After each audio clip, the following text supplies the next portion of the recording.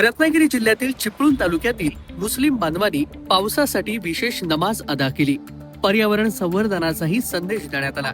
कोकणात काही दिवस पाऊस आला, मात्र अद्याप पाऊस पडत नसल्यानं पाणी टंचाईच्या पार्श्वभूमीवर चिपळूण शहरातील उक्ताड बायपास रोडवरील इस्तेमा मैदानावरती हजारो मुस्लिम बांधव एकत्र आले. पाऊस पडावा आणि सर्व सजीवांना दिलासा मिळावा यासाठी मुफ्ती साबिर डांगे यांच्या इमामतीखाली विशेष नमाज अदा करण्यात आली. अल्लाहकडे कृपावृष्टीची प्रार्थना करण्यासाठी मुस्लिम समाजानं सामूहिकरित्या नमाज अदा केली.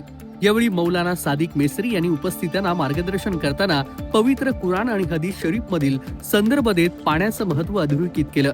इस्लाम धर्मात पाण्याच्या काटकसरीनं वापर करण्यास विशेष महत्व असल्याचं सांगताना वाहत्या पाण्यात वजू करतानाही अपव्यय टाळण्याचा संदेश पैगंबर हजरत मोहम्मद यांनी दिला असल्याचं त्यांनी नमूद केलं.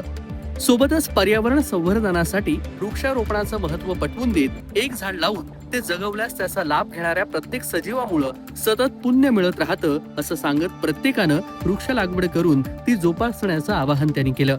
नमाजच्या शेवटी उशिरा पडणाऱ्या पावसामुळे निर्माण झालेल्या संकटातून सर्व सजीवांना दिलासा मिळावा, मानवाकडून झालेल्या चुकांची माफी मिळावी अशी सामूहिक नमाज चिपळूणमध्ये अदा करण्यात आली. कोकण कट्टा न्यूज, चिपळूण, रत्नागिरी. कोकणातील प्रत्येक घडामोडींचे लाईव्ह अपडेट पाहण्यासाठी आताच कोकण कट्टा न्यूजच्या सर्व सोशल मीडियाच्या प्लॅटफॉर्मला लाईक, फॉलो आणि सबस्क्राईब करा.